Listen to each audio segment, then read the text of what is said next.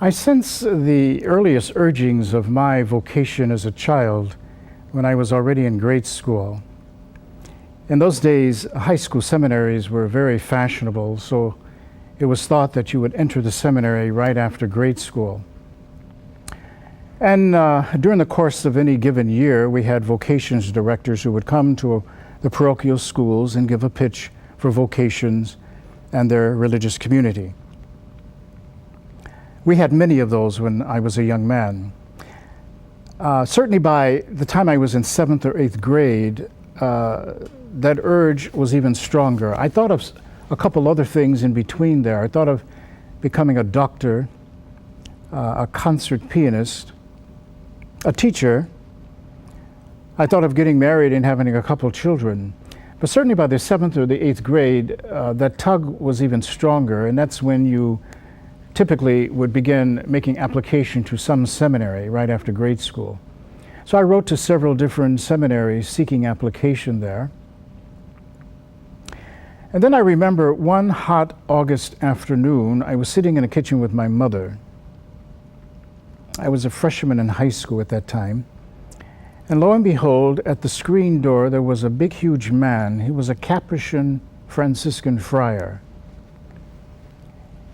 And he had picked up on my little application that had been sent to the seminary there. And he took me, asked my mother's permission if he could take me to the final vows of a group of friars who were making their solemn profession in nearby Crown Point, Indiana. I'm originally from Chicago, Illinois. So he took me there, and I was very inspired as a young teenager, very impressed by the whole ceremony and these young men promising their lives to God. Next thing I knew, I was accepted at St. Lawrence Seminary in Mount Calvary, Wisconsin. And that's where I spent my high school. I entered there in August of 1963. Some of you will remember the following November, our dear President, John F. Kennedy, was assassinated. I remember the exact day and point and where I was standing when we got that news. After high school, you typically had to make a second decision as to where your life was going. At that time, a number of the members of my class, we decided to enter the Capuchin Order, their novitiate, which was in Huntington, Indiana at that time. It was a year of what you might call religious boot camp, where they form and shape you into the new life that you're about to take up in service to the church, that asked for certain gifts, certain renunciations, certain blessings, and so forth. That was a wonderful, wonderful year. That was 1966. I'll never forget the many things that we did. The novitiate sat in something of a Garden of Eden. So we were busy tending strawberry vines and plucking apples from trees and trying to avoid duplicating Adam and Eve in the book of Genesis, because we were supposed to pick but not eat. But invariably you saw original sin happening all over again, because when the apples were just right and just tart, it was difficult resisting the taste.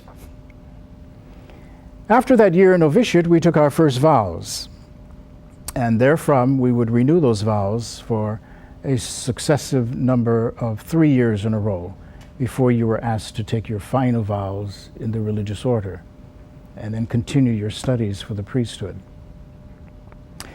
At that time, I was about to enter graduate school, had graduated from college seminary, and then my vocation took a subtly different turn.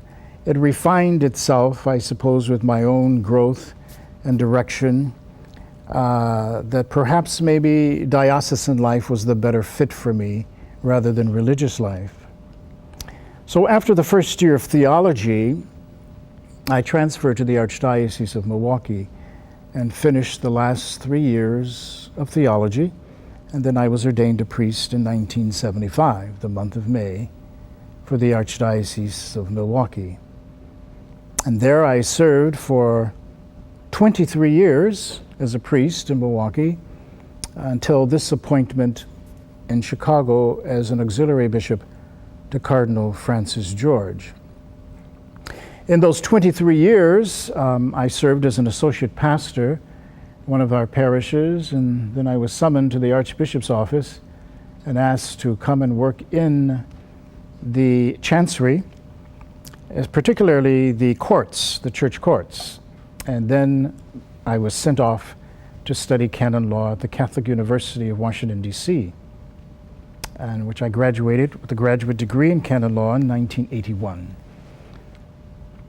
From then on, I taught seminary, taught in university, and did that until I came to Chicago as a bishop.